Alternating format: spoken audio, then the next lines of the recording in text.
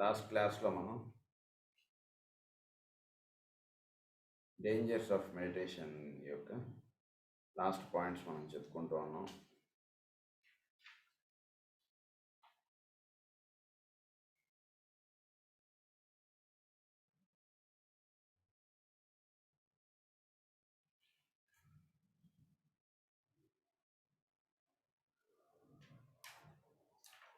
అందులో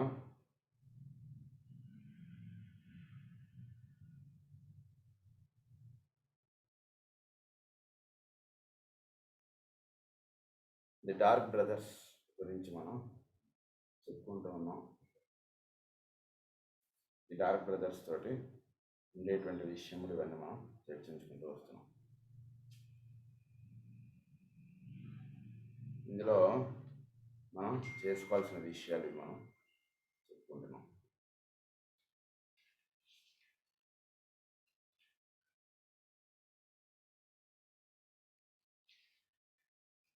ఇందులో మనం ప్రధానంగా ఒక 4 పాయింట్స్ మనం బాగా గుర్తుంచుకోవాలి.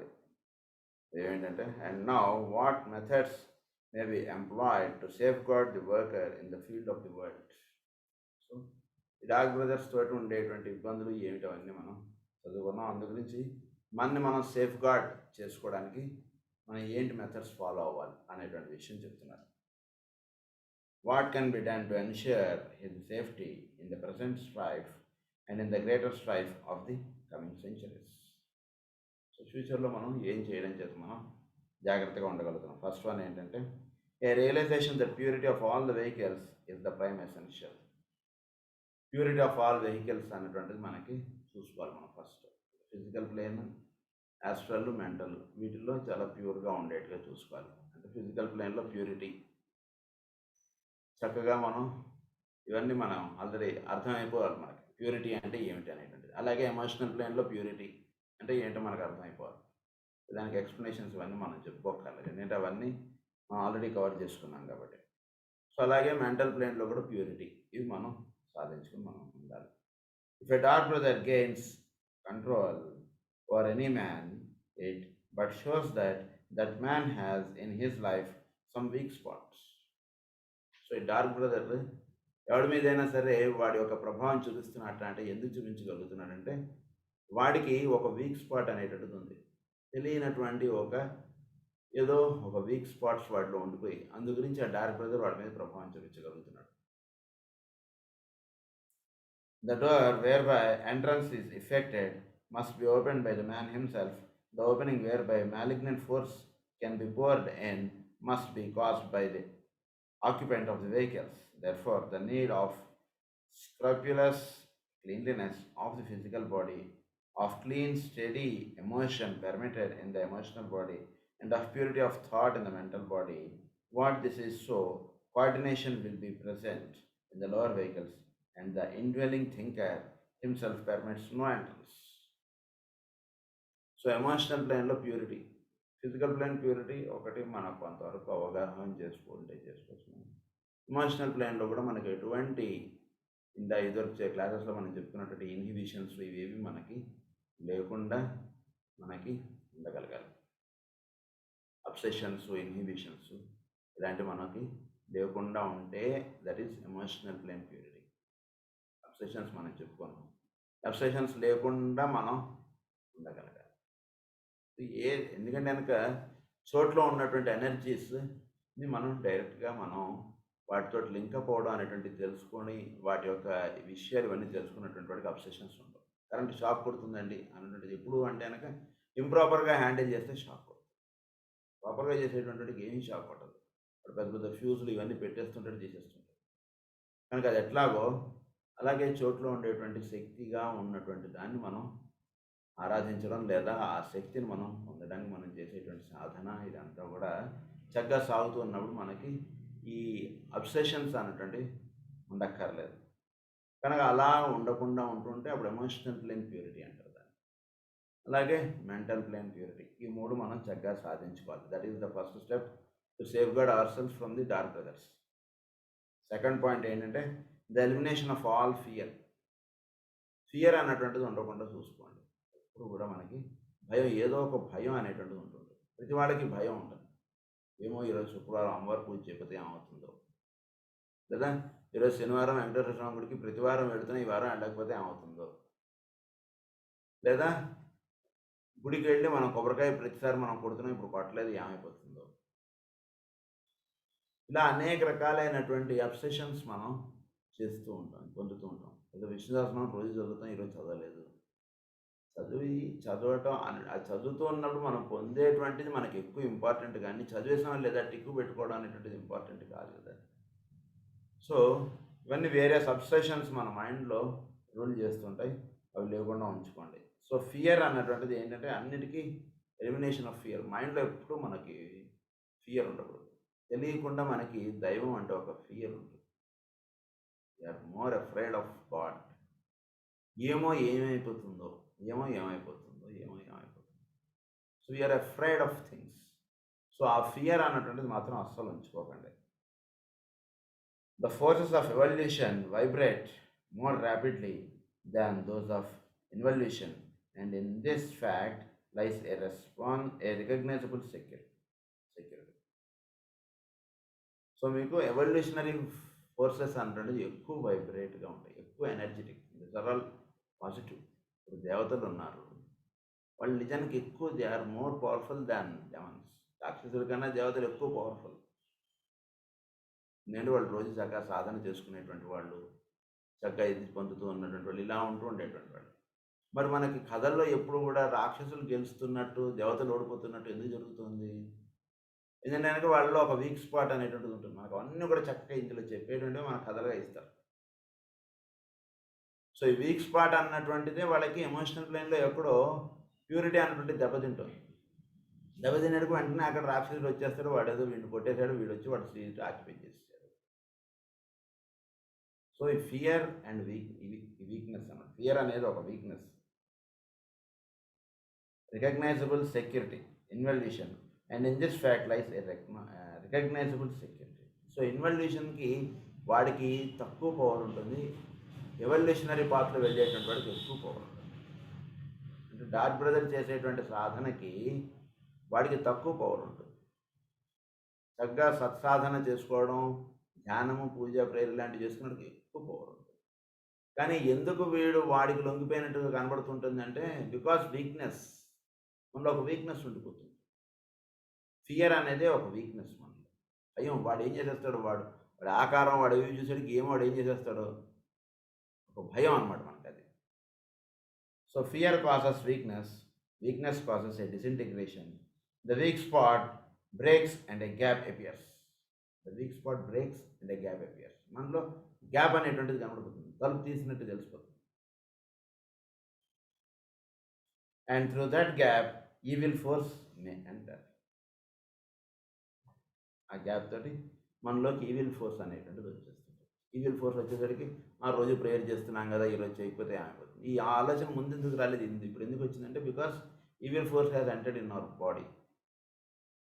రోజు ప్రేయర్ చేస్తున్నాం, ఈరోజు చేయకపోతే ఏమైంది, రోజు అసలు పడుకుందాం, ఇలా అనేక రకాల ఆలోచనలు వస్తున్నాయి. అంటే something went wrong. So that is the evil force. Evil force మనలో ఎంటర్ అవడానికి ఇట్ ఈస్ ద కాజ్ ఏంటంటే ఫియర్. దీని గురించి మనకు చక్కగా ప్రాక్పర్స్ మళ్ళీ మాస్టర్ గారు ఆయన చక్కగా సూచించారు.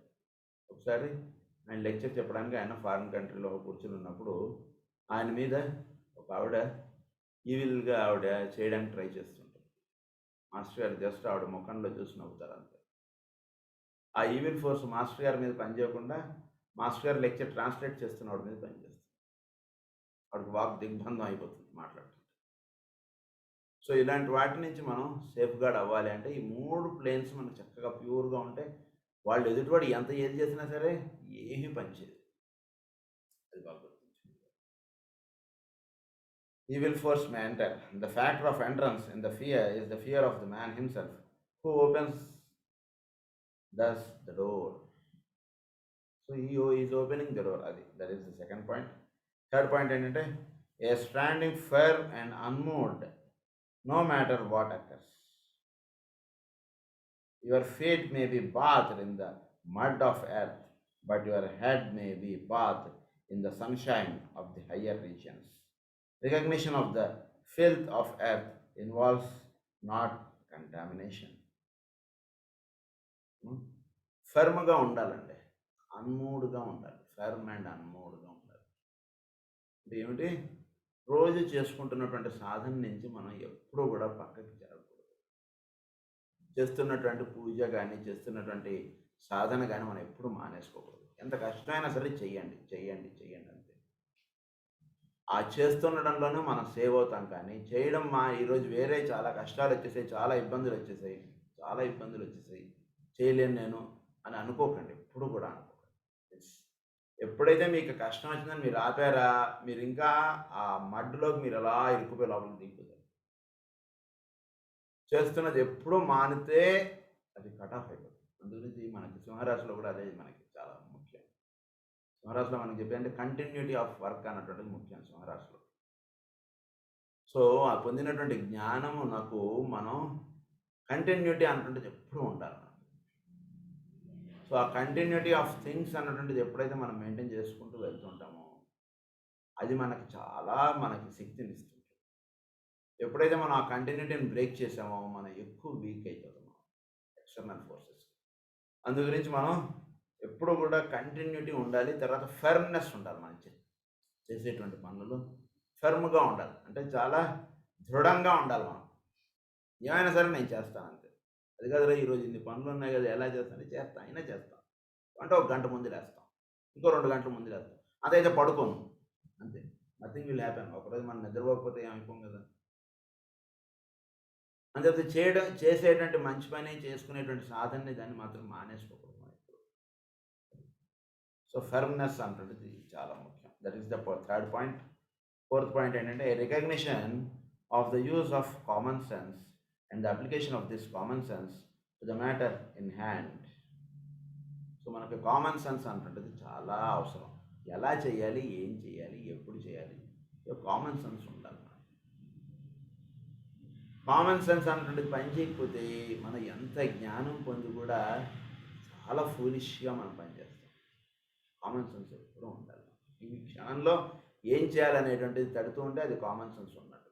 ఇప్పుడు ఈ పరిస్థితుల్లో నేను ఎలా చేయాలి అంటే మన మైండ్కి తట్టడం అంటే that is called common sense. అది కరెక్ట్గా మనకు తడుతూ ఉంటే మనం కామన్ సెన్స్ ఉన్నట్లే.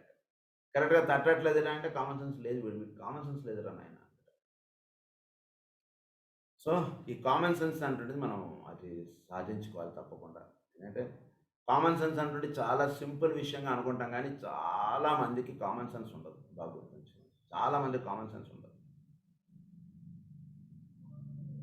సో కామన్ సెన్స్ అంటుంటది మనం చక్కగా సాధించుకోవాలి. స్లీప్ మచ్, హాయిగా నిద్రపోండి. తర్వాత and in sleeping learn to render the body positive. So మనం నిద్రపోతూ ఉన్నప్పుడు learn to render the body positive అంటే ఏంటంటే కనుక ఒళ్ళు మరిచి నిద్రపోవడం అంటే ఎప్పుడూ లేక కాదు. నిద్రపోతుంటే మనం కొందరు పడుకుంటే చిన్న శబ్దం అయినా సరే వాళ్ళు టక్కన లేస్తారు. అంటే body they are conscious of their things. ఎప్పుడు అలా పడుకోవాలి. మనం నిద్రపోయాలంటే పక్కన వాడు చెవులు అరిచినా కూడా వీడికి తెలియదండి అన్నటువంటి నిద్ర మనకు ఉండకూడదు. అది నిద్ర అండి. జస్ట్ ఇలా నాన్నగారికి ఫోన్ ఉండేది, ఇలా మోగానే వెంటనే లేచేవారు నాన్నగారు. జస్ట్ సో అలా మనం ఎప్పుడు కూడా ఉండాలి. Learn to render the body positive. Keep busy on the emotional plane. మీ ఎమోషనల్ ప్లేన్ ఎప్పుడు కూడా ఖాళీగా ఉంచుకోకండి. చాలా ఇంపార్టెంట్ పాయింట్స్ ఇవన్నీ బాగా గుర్తుంచుకోండి. ఎమోషనల్ ప్లేన్ ఖాళీగా ఉందంటే అది మన తినేస్తూ ఉంటుంది. అది కోరుతూ ఉంటుంది, ఇది కోరుతూ ఉంటుంది, అది చేద్దాం, ఇది చేద్దాం, ఏదో అటు పోదాం, ఇటు పోదాం, ఇలా ఏదో అనేస్తుంది. మంచి కానీ చెడు కానీ మీ ఇష్టం, ఏదైనా సరే మీ బుర్రను అలా తినేస్తూ ఉంటుంది.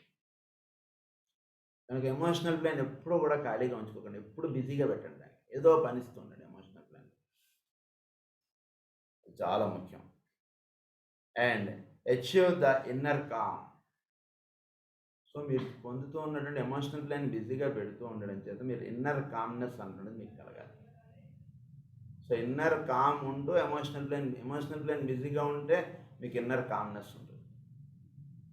ఎమోషనల్ ప్లేన్ బిజీగా లేదనుకోండి మీకు ఇన్నర్ కామ్నెస్ ఉండదు.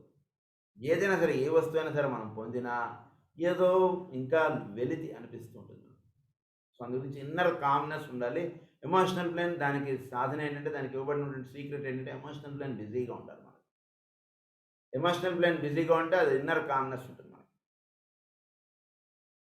Do not to over tire the body physical and play whenever possible. బాడీని ఎక్కువ శ్రమ చేసేయకండి. పగలు, రాత్రి, పగలు, రాత్రి. అలా ఇంకో వాడు రూ. 100 ఎక్కువ ఇస్తానన్నాడు కదా అని అలా కష్టపడిపోయి చేసేయడం అనేటువంటిది కరెక్ట్ కాదు. Not over tire the body physical body. ఎందుకంటే ఎంతో కష్టపడడానికి ఈ బాడీ మనకి ఇచ్చారు. చాలా సాధన చేసుకుంటే కానీ ఈ బాడీ మనకు రాలేదు. వాడు దీనికి ఏదో రూ. 100 ఇస్తాను కదా అని అన్నాడు కదా అని మనం ఇంకా ఎక్స్ట్రా టైం మనం చేసేసి ఇది చేసేద్దాం అని అనుకోకండి. అంటే మనకి ఈ సాధనలో ఉన్నటువంటి వాళ్ళకి చక్కగా తెలుసు. ఎలా జీవించడం చేత మనం సుఖంగా ఉంటాం అనేటువంటి రహస్యాలు తెలుసుకున్నటువంటి వాళ్ళం మనందరం. కనుక ఓవర్ టైర్ చేసేయడం అనేటువంటిది చేయకండి బాడీని. చక్కగా దానికి మనకి రోజు కొంతసేపు పని చేయండి. మిగిలిన టైంని యూ ఎంజాయ్ ది టైం. పొద్దు నుంచి రాత్రి దాకా పని చేసేసి రాత్రి వచ్చేసరికి ఇంటికి వచ్చేసరికి నీరసం అయిపోయి పిల్లల్ని చూడలేక వీడికే అందరూ చేసి పెట్టాల్సి వస్తుంది ఇంటికి వచ్చిన తర్వాత. మంచినీళ్ళు అందించి, భోజనం పెట్టించి అన్నీ చేసి మళ్ళా వాడేమో అలా పడుకుంటాం. మనం పొద్దున్న లేవగానే మళ్ళీ పరిగెట్టేయడం. అందుకే ఆల్మోస్ట్ వారంలో మనం 5 రోజులు, 6 రోజుల్లో మనం అసలు కుటుంబం ఏం చేస్తున్నారో ఏమిటో తెలియకుండా మనం అలా వెళ్ళిపోతుంటాం. అంటే అసలు టైం మనం ఫీల్ అవ్వం మనం. ఏదో రొటీన్ గానుగ ఎద్దులు ఇలా తిరుగుతున్నట్టు అలా అయిపోతుంది. పొద్దున్న లేస్తాం, ఆడవాళ్ళైతే వంట చేసేస్తాం, ఇల్లు సర్దేస్తాం, అంతా అయిపోతుంది. మళ్ళీ ఇది అయిపోయి మళ్ళీ సాయంత్రం అయిపోయింది. ఇలా వెళ్ళిపోతుంటాం మనం. రోజు అయిపోయిందా లేదా టిక్ పెట్టేసుకోవడం అనేటువంటిది కాదు. We should able to play with the time. అది చెప్తున్నారు ఇక్కడ. Play whenever possible. In hours of relaxation comes the adjustment that obviates later tension. So మనకి ఈ ప్లే అన్నటువంటిది పెట్టుకోవడం చేత ఏమవుతుందంటే కనుక మనకి ఈ టెన్షన్ అన్నటువంటిది ఏదైతే ఉంటుందో దాన్ని రిలాక్స్ చేసుకునేటువంటి ఇది. అంటే ఇక్కడ ప్లే అంటే దీన్ని జాగ్రత్తగా ఇన్నర్ సెన్స్గా వెళ్ళండి. ప్లే అంటే ఇప్పుడు ఉండేటువంటి సెల్ ఫోన్లతో గేమ్లు ఆడేయడం ఇలాంటివి పెట్టుకోకండి. జాగ్రత్తగా ఇన్నర్ సెన్స్గా అర్థం చేసుకోండి. ఎందుకంటే ప్రతి పాయింట్ గురించి మనం ఎక్కువ చెప్పుకోలేం. అది మీరు జాగ్రత్తగా అర్థం చేసుకుంటారు. So this completes the chapter dangers of meditation. Next we are going to the letter 6, the use of form in meditation. The use of form in meditation. Letter 6. Your very natural desire to have me give you in this 6th letter certain specific forms to achieve certain results cannot be fully acquiescent in. So ఈ చాప్టర్కి మీరు వచ్చేటికి మీకు వెంటనే ఆలోచిస్తుంటే ఏవేవి forms మనం ధ్యానంలో పెట్టుకోవాలి ఏమేమిటి అనుకుంటుంది అనుకుంటున్నారేమో. అలా అనుకోకండి. ఫారమ్స్ అనుకుంటే నేను చెప్పేవి కాదు. ఫారమ్స్ అంటే మీకు తోచిన ఫారం మీరు పెట్టుకోండి. ఈ ఫారమే పెట్టుకోవాలని ఏం లేదు. విష్ణువుని పెట్టుకోవాలని ఏం లేదు. కృష్ణుని పెట్టుకోవాలని లేదు. జీసస్ని పెట్టుకోవాలని లేదు. మీ ఇష్టం. మీకు ఎవరిని పెట్టుకోవాలనిపిస్తే అది వాడిని పెట్టుకోండి. కానీ ఫారం వల్ల ఏమిటి, అది ఏ ఫారం వల్ల మనకు ఉపయోగాలు ఏమిటి, ఇవన్నీ మనకు చెప్తారు ఇక్కడ. I do not propose to outline for you any forms for careful following. నేను మీకేమో ఫార్మ్స్ నేను చెప్పను. మీరు ఊహించు. మీకు ఏది కావాలో అది మీ ఇష్టం. ఇది పెట్టుకోండి అని నేను ఎవరు చెప్పడానికి. నా చెప్పులు మాస్టర్ గారు ఏమంటారంటే నేను వేసుకునేటువంటి చెప్పులు మిమ్మల్ని అందరిని వేసుకోమని ఎలా చెప్తాను నేను మీకు. మీ కాళ్ళకి ఏవో సరిపోతే అవి మీరు వేసుకుంటారు. నా కాళ్ళకి ఏవో సరిపోతే అవి నేను వేసుకుంటాం. ఇద్దరం కలిసి కావాలంటే ఒకటేసారి చెప్పుల షాప్కి వెళ్ళవచ్చు. అంతవరకు కరెక్టే. కానీ నా చెప్పులే మీరందరూ వేసుకోండి, ఇదే సైజు వేసుకోండి అని అంటే కష్టం. అలా మీ అందరికీ ఏది ఫారం మీ మనసుకి బాగుంటుంది అనిపిస్తే ఆ ఫారం పెట్టుకోండి. ఆ దేవుణ్ణి పెట్టుకోండి ఇంట్లో. మీ ఇష్టం అని చెప్తున్నారు. The risks, as before I have pointed out, are too great apart from the supervision of a teacher at hand to watch the actions. So, the risks, as before I have pointed out, are too great apart from the supervision of a teacher at hand. So, కొన్ని teacher అన్ని చూస్తున్నాం, కొన్ని మనం జాగ్రత్తగా మనం set చేసుకునేటువంటివి చాలా ఉన్నాయి. అవి కూడా సెట్ చేసుకోండి ఈ ఫారం అనేటువంటి దాంట్లో. These forms may later be given. The work is duly planned out for the coming generation of students. This series of letters having its place within that outline. When I intend to do today is something different. I purpose to do 4 things which we will separately take up and elucidate. ముఖ్యంగా 4 విషయాలు చెప్తున్నారు ఈ ఫారంలో. అందులో ఏంటంటే the teacher gives an indication, drops A hint and touches some highlights. మనకి సాధనలో వెళుతున్నప్పుడు drops A hint and touches the highlights. వెళుతున్నప్పుడు మనకు ఒక హింట్ అనేటువంటిది వదులుతారు. హింట్ వదులుతూ దాన్ని ఆ హింట్ని పట్టుకుంటే విల్ క్యాచ్ ది హైలైట్స్. హింట్స్ని పట్టుకుంటూ మనం కొండ ఎక్కాలి. సో ఆ హింట్స్ అనేటువంటివి చెప్పుకుంటూ వెళ్ళిపోతుంటారు ఆయన. దాన్ని మనం బేస్ చేసుకుని ఇక్కడ ఈ హింట్ అంటే ఇలా ఇచ్చారట అంటే ఇక్కడ మనం జాగ్రత్త ఎలా మనం అర్థం చేసుకోవాలనేటువంటి తెలుసుకుంటూ మనం పైకి వెళ్తూ ఉంటాం. ఇది 4 ఏమిటంటే the use of form in meditation, the 4 divisions under which I seek to place the intent data are as follows. Number 1, the use of form in raising the consciousness. మనం ఫారం ఏదైనా పెట్టుకుంటే అది మన కాన్షియస్నెస్ని రైజ్ చేసేటట్టుగా ఉంటుంది. మన consciousness lower థింగ్స్లో అది అలా వెళ్ళిపోతుంది. అలా కాకుండా ఒక ఫారం అనేటువంటిది మనకి ఎందుకు ఇచ్చారు, దేహం అనేటువంటిది ఎందుకు ఇచ్చారు మనకి, దిస్ ఇస్ వన్ ఫారం. ఈ ఇల్లు అనేటువంటిది ఒక ఫారం. సో భూమి అనేటువంటిది ఒక ఫారం, సూర్యుడు అనేటువంటి వాడు ఒక ఫారం.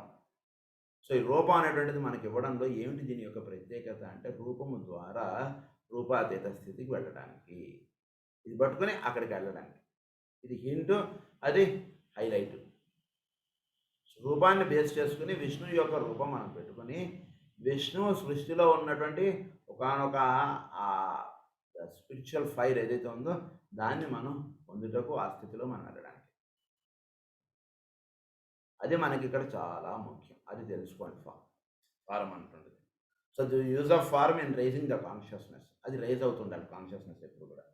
సెకండ్ పాయింట్ ఏంటంటే the use of form by the mystic and the occultist. So mystic person ఎలా వాడతాడు ఈ ఫారంని, అలానే ఒక అక్కల్టెస్ట్ ఎలా దానికి యూజ్ ఏమిటి. అలాగే the use of specific forms for specific needs, specific ends. కొన్ని స్పెసిఫిక్గా కొన్ని కార్యక్రమాలకి కొన్ని స్పెసిఫిక్ ఫార్మ్స్ అనేటువంటివి చెప్పారు, దానికి అలా ఆ ఫారం వాడతాం. అలాగే the use of form collectively. ఈ 4 పాయింట్స్ మీద ఈ లెటర్ రన్ అవుతుంది. In the exposition of these subjects, you will see that what I am endeavoring to produce is a just apprehension of the value of forms in meditation and not the imparting of any definite method. So use of form in meditation అంటే ఏంటో చెప్పడమే ముఖ్యం, కానీ మనకు ఒక form అనేటువంటిది చెప్పేయడం అనేటువంటిది ఆయన యొక్క విషయం కాదు. The method employed by the logos in this, the second solar system is definitely the use of form for purposes of manifestation. ఇక్కడ ఏమిటి మనకి సెకండ్ సోలార్ సిస్టంలో యూజ్ ఆఫ్ ఫార్మ్ ఏమిటి, ఫర్ పర్పస్ ఆఫ్ మేనిఫెస్టేషన్. దేహం అనేటువంటి దేనికి ఇచ్చారంటే ఒక భౌతికమైనటువంటి ఆకారం మనకి ఏర్పడటం చేత మనం దాని నుంచి మనం పైకి వెళ్ళడానికి ఇది వినియోగం. సో ఈ సెకండ్ సోలార్ సిస్టంలో మనకి మెయిన్గా ఈ ఫారం అనేటువంటిది దేనికి చేత అంటే ఒక మేనిఫెస్ట్ అవ్వడానికి, ఒక సంపూర్ణముగా అది భూమి మీద ఏర్పడటం లేదా భౌతికమైనటువంటి తత్వం కలిగి ఉండటానికి ఈ ఫారం అనేటువంటిది ఇచ్చారు మనకి. ఈ భౌతికమైనటువంటి ఆకారం మనకి చక్కగా ఏర్పడటం చేత దీన్ని మనం బేస్ చేసుకుని మనం వెళ్ళవలసిన మెట్లు ఏమిటి, దాని విధంగా మనం ఎక్కుకుంటూ వెళ్ళడానికి ఇది ఉపయోగపడడానికి ఈ ఆకారం అనేటువంటిది ఒకటి ఇచ్చారు మనకి. As a medium of expression and as the vehicle whereby the indwelling life may grow, expand, experience and find itself. So inner ఏదైతే ఉందో indwelling life, it grows. So మనం రోజు మనం ప్రేయర్ ధ్యానం చేస్తుంటే ఇట్ హ్యాస్ టు గ్రో. బాగా గుర్తుంచుకోండి, ఎవరి పట్టుబడి మనం ప్రేయర్ చేసుకుంటున్నా మనలో ఈ ఇండ్వెల్లింగ్ లైఫ్ ఏదైతే ఉందో అది పెరుగుతూ వెళ్ళాలి. అప్పుడు మనం 10 ఏళ్ళ నుంచి మనం ప్రేయర్ చేస్తున్నాం, 5 ఏళ్ళ నుంచి ప్రేయర్ చేస్తున్నాం, దీనికి కౌంట్. లేకపోతే 10 ఏళ్ళ నుంచి వాడు ఆ స్కూల్లో అదే తరగతి చదువుతున్నాడు అనుకోండి, ఏమిటి యూజ్, నేను 10 years నుంచి స్కూల్కి వస్తున్నానంటే అన్నాడు ఒకడు. Okay, that's all right, in which class you are studying, 5th class sir అన్నాడు. అంటే ఏంటి వాడు 10 ఏళ్ళ నుంచి వస్తున్నా, వాడు 5వ తరగతిలోనే ఉన్నాడు. ఇంకొకటి 10 ఏళ్ళు చదివాడు, వాడు స్కూల్ నుంచి అయిపోయింది, వాడు కాలేజీకి వెళ్ళిపోతున్నాడు. సో అలా మనలో గ్రో ఆఫ్ ఇన్నర్ ఇండ్వెల్లింగ్ లైఫ్ అన్నటువంటి జరగాలి, అది ఎక్స్పాండ్ అవ్వాలి, అది పెరుగుతూ ఉండాలి, గ్రో అవుతుండాలి, పెరుగుతూ ఉండాలి, అది వ్యాపిస్తూ ఉండాలి. సో ఎక్స్పాండ్ అవ్వాలి, ఎక్స్పీరియన్స్ అవ్వాలి అండ్ ఫైండ్ ఇట్ సెల్ఫ్. అది మనం ఎక్స్పీరియన్స్ అవ్వాలి. మనం మనం ప్రేయర్ చేసాక కూడా మనకు చిరుబుర్రులు ఉంటున్నాయట అంటే ఏమిటిది? ప్రేయర్ ఎందుకు చేస్తున్నాం మనం అప్పుడు? ప్రేయర్ అవ్వగానే ఏంటి కాఫీ ఇచ్చావా? రోజు లేటే అన్నటువంటిది మనకి చిరుబుర్రులు అలా వస్తున్నాయట అంటే మనం ప్రేయర్ ఎందుకు చేస్తున్నాం మనం అసలు? జస్ట్ మెడిటేషన్ ఎందుకు చేస్తున్నాం మనం?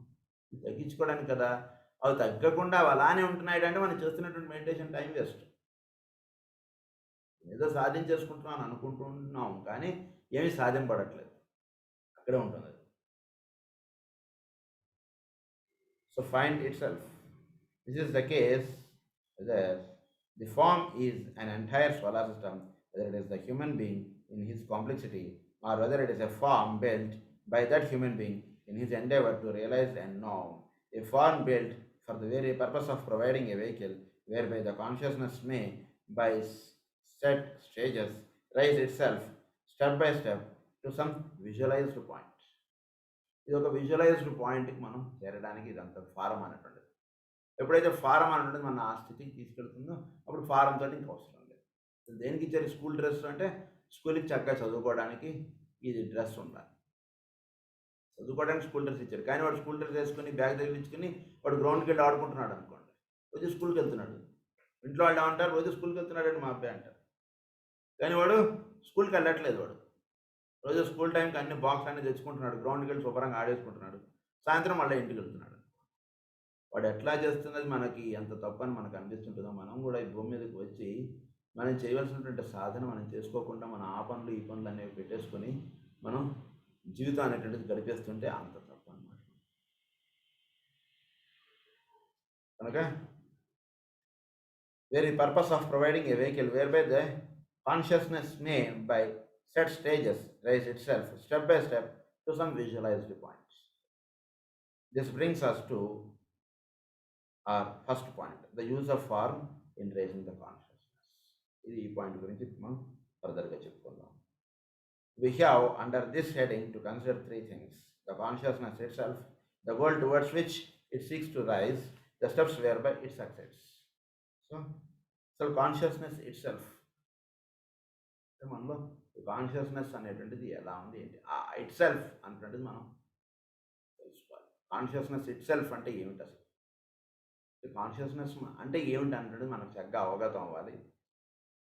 తర్వాత the goal towards which it seeks to rise, ఏం చేయడం చేత మనం తిరుపతి దారి మనకు తెలుస్తుంది. ఏం చేయడం చేత, ఎటు నుంచి వెళ్ళడం చేత మనకి తిరుపతికి వెళ్ళగలుగుతాం. తిరుపతి అని చెప్పి వాడు ఇంకో దారిలో వెళ్ళిపోతున్నాడు అనుకోండి, ఢిల్లీ వెళ్ళిపోతున్నాడు అనుకోండి, ఉపయోగం లేదు కదా. తిరుపతి అనేవాడు ఇటువైపు వెళ్ళాలి, అలాగే ఉన్నాడు ఢిల్లీ వెళ్ళిపోతున్నాడు. అలా కాకుండా the steps whereby it success, ఏం స్టెప్స్ తీసుకోవాలి దానికి. Each unit of the human race is a part of the divine consciousness and is that which is conscious of or is aware of something within itself, something which knows itself to be differentiated from the vehicle which encloses it or the forms which environ it. So ప్రతి జీవుడు కూడా అంతర్యామిలో ఒక భాగము లేదా ఒకే ఒక divine consciousness అందరిలోనూ వ్యాపించింది, అది వాటిలో కూడా ఉంది. ఇది ఫస్ట్ మనం తెలుసుకోవాలి. ఎస్ కాదండి నేను వేరు, ఎంత చెప్పుకున్నా సరే ఆయన దైవం, నేను వేరు, నేను జస్ట్ సింపుల్ బీయింగ్. ఇంకా మనలో చెప్పుకోవాలంటే ఏదో నేను కొందరిలోనేమో ఎక్స్ట్రాగా ఫీల్ అయిపోతాం, నేను దైవమునే అన్నటువంటిది ఎక్కువగా ఫీల్ అయిపోతారు కొందరు. కొందరేమో మనం ఎక్కడ ఆయన ఎక్కడ సార్, మనం ఏదో తుచ్చులం నీచులం, మనకి ఇదేంటి సార్ మనలో ఆయన ఎందుకు ఉంటాడండి, ఇలాంటి భావనలు కొందరు. మధ్యలో మనం ఉండలేం, మనం ఏదో మనలో దైవం ఎందుకు ఉంటాడండి, మనం ఏదో చిన్న భక్తులం అనేది ఇది అన్నటువంటిదిగా ఉంటుంది మనకి. కానీ అలా కాకుండా ప్రతి జీవుల్లోనూ ఆ డివైన్ కాన్షియస్నెస్ అనేటువంటిది ఉంటుంది, అది తెలుసుకోండి first. At this particular stage in evolution, the average man is simply conscious of differentiation or of being separated off from all other members of the human family. So evolutionలో మనం we are separated from all other human family. అంటే ఒక divine కాన్షియస్నెస్లో ప్రతి జీవుల్లోనూ ఇలా ఒక్కొక్క బిందువుగా అలా ఉంది ప్రతి వాటిలో. ఆ బిందువుకి ఒక ఆకారం అనేటువంటిది కట్టుకోవడం చేత వీడు పక్కన ఉన్నటువంటి వాడికి వీడు భిన్నముగా కనిపిస్తున్నాడు. ఈ డివైన్ కాన్షియస్నెస్ అనేటువంటిది జీవుల్లో ఉంటూ ఆ కాన్షియస్నెస్కి ఒక ఆకారం అనేటువంటిది ఇచ్చారు, ఫారం అనేటువంటిది ఇచ్చారు. ఈ ఫారం అనేటువంటిది వచ్చేటప్పటికి he is appearing different from others. అది వీటికి ఏర్పడుతుంది. అది human family thus forming in himself a unit among other units. He acknowledges this and acknowledges the right of all other separated units so to consider themselves. He adds to this a recognition that somewhere in the universe there exists a supreme consciousness. So దీనికి వీడు ఏం చేస్తున్నాడంటే చోట్ల ఒక higher consciousness అంటుంది ఒకటి పనిచేస్తుంది. ఈ జీవుల్లోనూ కాన్షియస్నెస్ ఉంది. ఇది కాకుండా చోట్లో ఒక హయ్యర్ కాన్షియస్నెస్ అంటుంది పనిచేస్తుంది, సుప్రీం కాన్షియస్నెస్ అన్నది. Whom he theoretically calls God. ఆయన దైవము అంటుంటుంది మనం చదువుతున్నాం ఆయన. Or nature. Between this purely selfish point of view,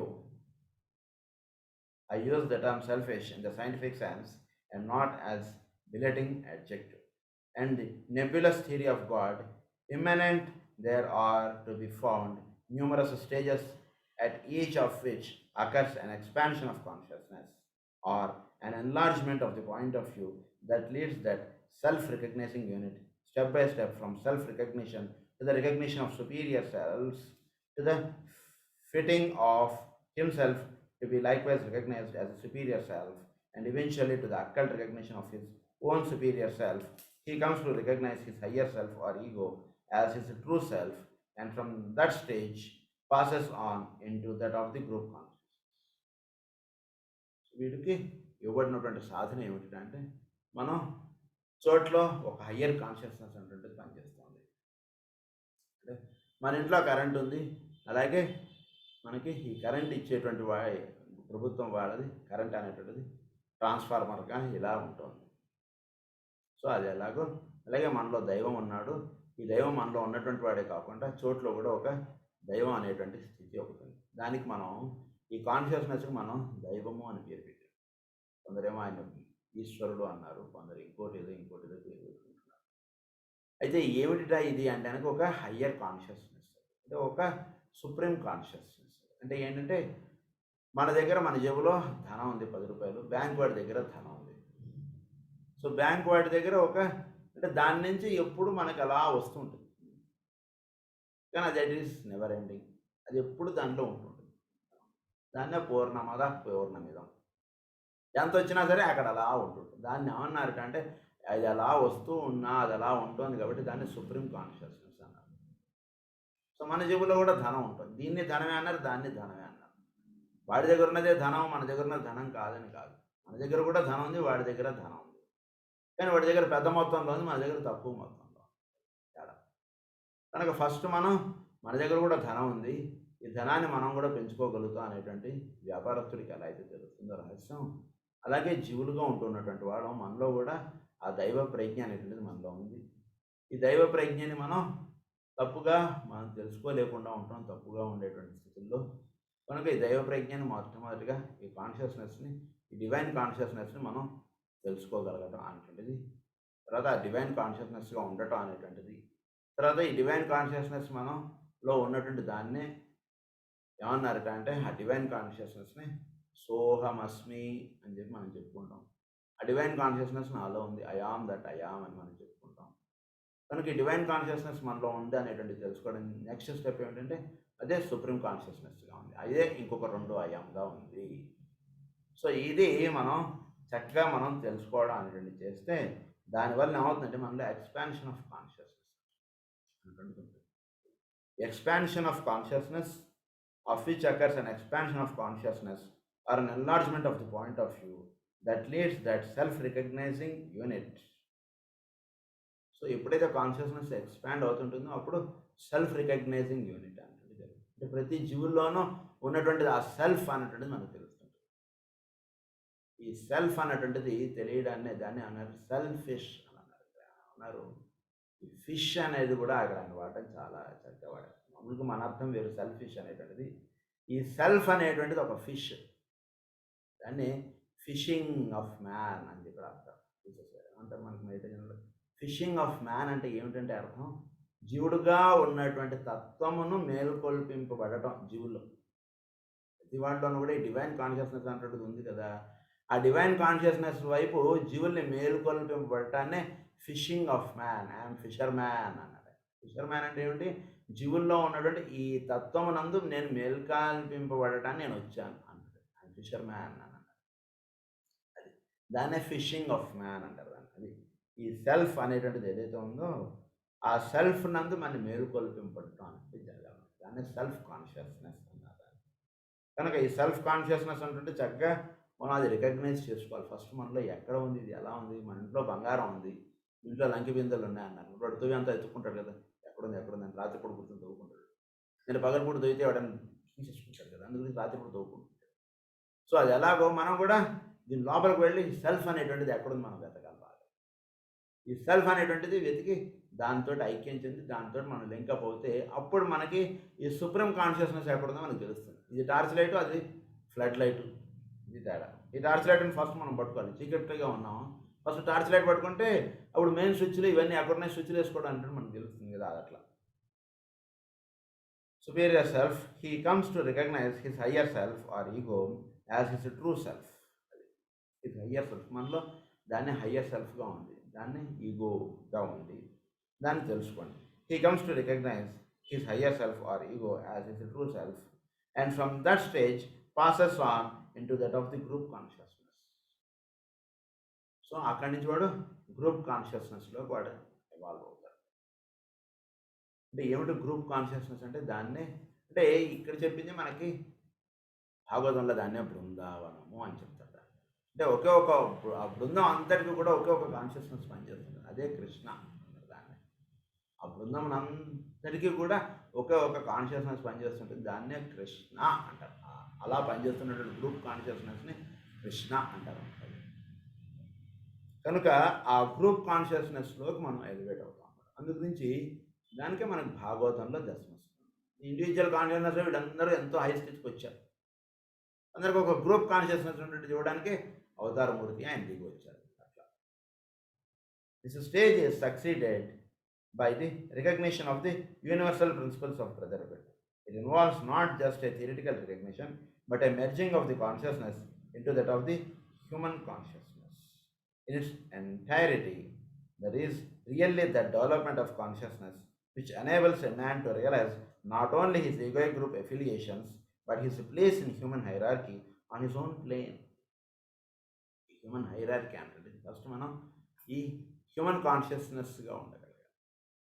human అనేటువంటి హ్యూమన్ కాన్షియస్నెస్, మరి మన అందరూ హ్యూమన్సే కదా, ఆయన ఏంటి ఇక్కడ స్పెషల్గా మన హ్యూమన్ కాన్షియస్నెస్ అని రాశారు. మనందరం హ్యూమన్సే అయినా హ్యూమన్ కాన్షియస్గా మనం ఉండట్లేదండి, అందుకని ఆయన హ్యూమన్ కాన్షియస్నెస్ అంటారు. అది ఇక్కడ విషయం. మనం ఎవరం కూడా హ్యూమన్ కాన్షియస్గా మనం ఉండట్లేదు, మనం ఇంకా లోవర్ కాన్షియస్గానే ఉంటున్నాం. హ్యూమన్ కాన్షియస్ అనేవాడు వాడు హయ్యర్ కాన్షియస్గా ఉండేటువంటి వాడు హ్యూమన్ కాన్షియస్. నేను వాడు బిలాంగ్స్ టు ఫోర్త్ కింగ్డమ్ కదా, కానీ మనం లోవర్ కాన్షియస్గా ఉంటున్నాం. అందుకని ఆయన ఏమన్నంటే, అరే బాబు మీరు హ్యూమన్ కాన్షియస్నెస్ రా, మీరు స్కూల్ అయిపోయింది, మీరు కాలేజీకి వచ్చారు, చక్కగా మీరు స్కూల్ డ్రెస్ వేసుకోకర్లేదు అంటున్నారు. అట్లా higher consciousness in its entirety, that is really that development of consciousness which enables a man to realize not only his egoic group affiliations but his place in the human hierarchy. Egoic group affiliations they కాదు మనం తెలుసుకోవాల్సింది, ఒక human hierarchy అంటుంటే మనకు ఉంది. హైరార్కీని తెలుసుకోండి. On its own plane he knows himself in fact as a part of one of the great heavenly man. He knows himself in fact as a part of one of the great heavenly men. ఈ great heavenly men అంటే ఏంటో మనం చెప్పుకునేది కూడా చాలా చాలా చెప్పారు మనకి కాస్మిక్ పేర్లు కూడా. హెవెన్లీ మెన్ అనేటువంటి వాడు ఈ మొత్తం ఈ భూమండలానికి ప్రజ్ఞగా పనిచేస్తున్నటువంటి వాడు. ఆ ప్రజ్ఞకి ఏర్పడినటువంటి ఆకారమే. అలాగే హెవెన్లీ మెన్ అనేటువంటి వాడు ఒక ప్రజ్ఞగా ఉన్నటువంటిది ఆకారంగా ఏర్పడింది గురు, జూపిటర్ ప్లానెట్. అలాగే ఒక ప్రజ్ఞగా ఉన్నటువంటి ఇంకొక హెవెన్లీ మెన్ సాటర్న్. ఇలా వీళ్ళందరూ కూడా హెవెన్లీ మెన్స్. సో ఇలా ఒక గ్రేట్ హెవెన్లీ మెన్ అన్నారు అంటే సూర్యుడు. సో సూర్యుడు యొక్క ప్రజ్ఞకు ఒక ఆకారం, దాన్ని సన్ అని మనం పిలుస్తాం.